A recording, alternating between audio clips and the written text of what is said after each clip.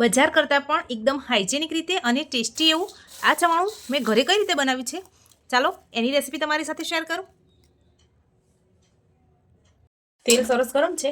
આ રીતે એક ચાળણી મૂકી અને એમાં થોડા થોડા મમરાને ઉમેરી આપણે સરસ એને ક્રિસ્પી થાય ત્યાં સુધી ફ્રાય કરી લઈશું.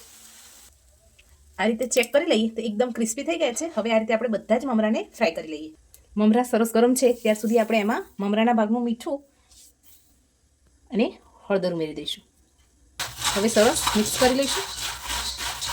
મમરા આપણા સરસ કોટ થઈ ગયા છે. હવે એને સાઈડ ઉપર રાખી દઈએ. હવે આપણે મકાઈના પૌવાને તળી લઈશું. પૌવા આપણા સરસ તળાઈ જાય એટલે એની પણ મમરા સાથે મિક્સ કરી લઈશું. હવે એક બાઉલ સિંગદાણાને પણ આપણે ફ્રાય કરી લઈશું. આને એકદમ ગોલ્ડન બ્રાઉન કલરના નથી કરવાના, નોર્મલ ફ્રાય થાય એટલે નીકાળી લઈશું. આ રીતનો થોડો કલર ચેન્જ થાય એટલે એને નીકાળી. થોડા મીઠા લીમડા પાનને પણ ફ્રાય કરી લઈએ. 2 થી 3 નંગ અડદના પાપડને પણ ફ્રાય કરી લઈએ.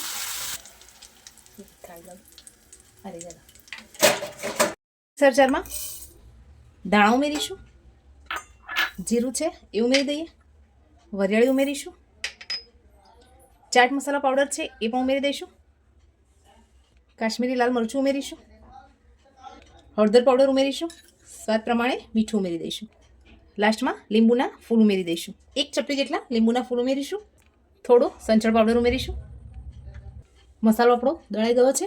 હવે બીજા એક મિક્સર જારમાં આપણે 3 થી 4 મોટી ચમચી જેટલી ખાંડને ક્રશ કરી લઈએ. કઢાઈ મૂકી દીધી છે. હવે એમાં તેલ ઉમેરીશું. તેલ ગરમ થઈ જાય એટલે એમાં હિંગ ઉમેરીશું. સફેદ તલ છે 1 વાટકી એ ઉમેરી દઈશું. તલ થોડા ફૂટવા લાગે એટલે એમાં આપણે દળીને રાખેલો મસાલો ઉમેરી દઈશું. આપણે જે મસાલો કરીને રાખેલો છે એ આપણે હવે આ પૌવા અને મમરાના મિક્સરમાં ઉમેરી દઈશું. હવે આપણે બધું સરસ મિક્સ કરી લઈશું. ઝીણી સેવ ઉમેરી દઈશું. ખારી બુંદી ઉમેરીશું. હવે આપણે આમાં દળીને રાખેલી ખાંડ ઉમેરી દઈશું. 3 થી 4 મોટી ચમચી જેટલી. હવે આપણે લાસ્ટમાં જે અડદના પાપડ તળીને રાખ્યા છે એનો ચૂરો કરી અને એમાં ઉમેરી દઈશું, જેનાથી એકદમ ક્રન્ચી સરસ ટેસ્ટ આવશે. ફ્રેન્ડ્સ, તમને આ ચવાણાની રેસીપી કેવી લાગી એ મને કમેન્ટ કરીને કહેવાનું ભૂલતા નહીં. લાઇક, શેર અને સબસ્ક્રાઈબ પણ કરી દેજો. Thank you.